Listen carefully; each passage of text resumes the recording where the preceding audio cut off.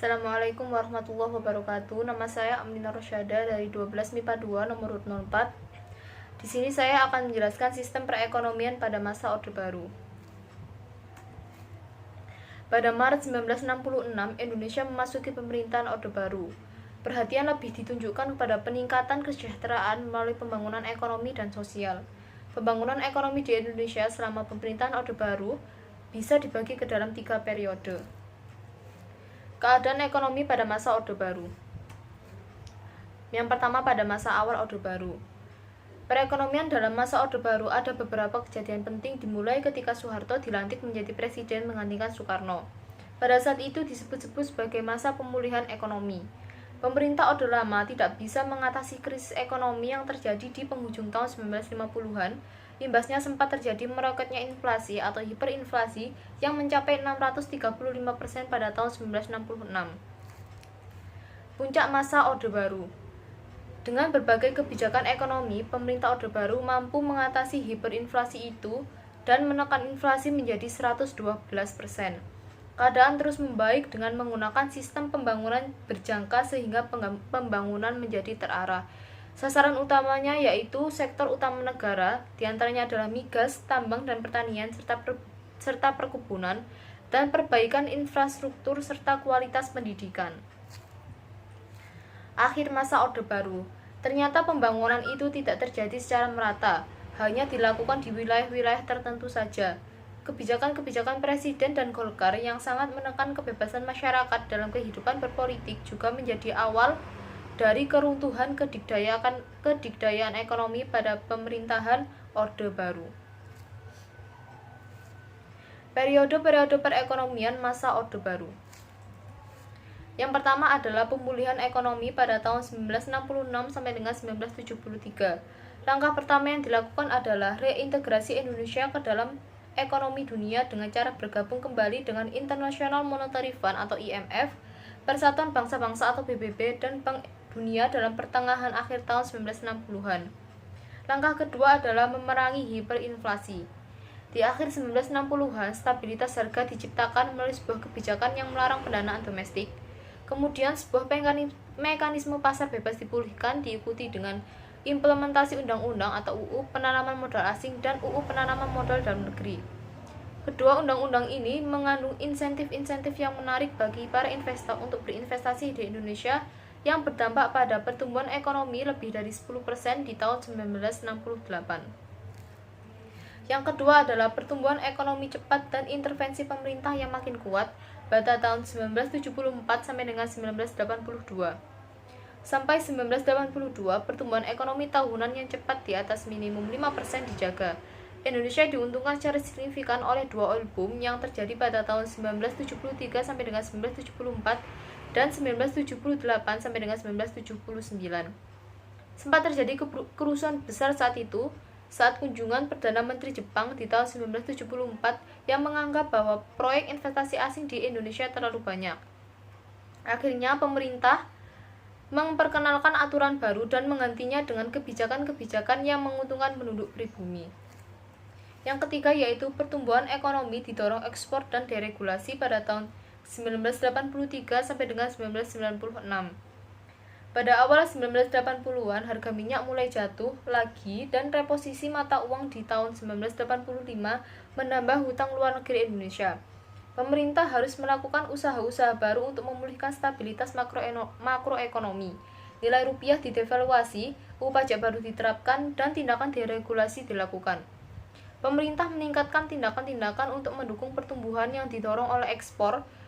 Perubahan kebijakan-kebijakan ini juga mempengaruhi investasi asing di Indonesia yang berorientasi pada ekspor menjadi disambut secara khusus. Sektor lain yang juga terpengaruh oleh tindakan-tindakan deregulasi adalah sektor keuangan Indonesia. Antara 1988 sampai dengan 1991, produk domestik bruto atau PDB di Indonesia bertumbuh rata-rata 9% setiap tahunnya, melambat menjadi 7,3% pada periode 1991 dan 19 sampai dengan 1994 dan meningkat lagi di 2 tahun selanjutnya. Trilogi pembangunan. Pemerintah Orde Baru memiliki slogan yang menunjukkan fokus utama mereka dalam memberlakukan kebijakan ekonomi, yaitu trilogi pembangunan, yang isinya adalah pertumbuhan ekonomi yang cukup tinggi, pemerataan pembangunan dan hasil-hasilnya yang menuju kepada terciptanya keadilan sosial bagi seluruh rakyat, serta stabilitas nasional yang sehat dan dinamis. Kebijakan-kebijakan ekonomi yang dikeluarkan pada masa Orde Baru. Yang pertama adalah Rencana Pembangunan 5 Tahun atau RPELITA, yang bertujuan untuk meningkatkan sarana ekonomi, kegiatan ekonomi, serta kebutuhan sandang dan pangan. RPELITA ini akan dievaluasi selama 5 tahun sekali. Yang pertama adalah RPELITA 1 pada 1 April 1969 sampai dengan 31 Maret 1974. Sasaran utama yang hendak dicapai adalah pangan, sandang, papan, perluasan lapangan kerja, dan kesejahteraan rohani. RPELITA 2 pada 1974 sampai dengan 1979 yang menitik beratkan pada sektor pertanian dan industri yang mengolah bahan mentah menjadi bahan baku. RPELITA 3 yang terjadi pada tahun 1979 sampai dengan 1984 yang menekankan pada trilogi pembangunan. RPELITA 4 yang terjadi pada tahun 1984 sampai dengan 1989 yang menitik beratkan pada sektor pertanian menuju swasembada pangan dengan meningkatkan industri yang dapat menghasilkan mesin-mesin sendiri. RPELITA 5 yang terjadi pada tahun 1989 sampai dengan 1994 yang menitik beratkan pada sektor pertanian untuk memantapkan swasembada pangan.